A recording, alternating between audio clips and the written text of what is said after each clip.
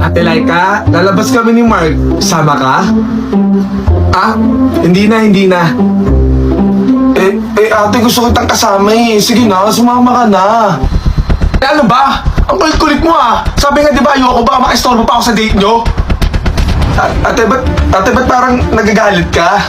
Yan, puro ka kasi Mark ha. Simula nang dumating ka ulit dito, puro ka Mark.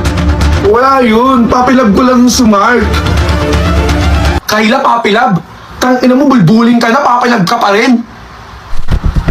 Ate, kung ganyan ka ba't mo ako tinutulungan ng una? Ang sakit mo magsalita ah.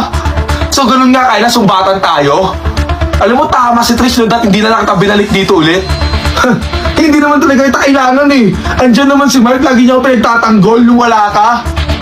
Wow! Di ko puntahan mo yung Mark mo. Mahal na mahal mo, di ba? Ewan ko lang kung hanggang kailan kaya ipagtanggol. Alam mo, tama nga si Trish yung malabas na yung ugali mo.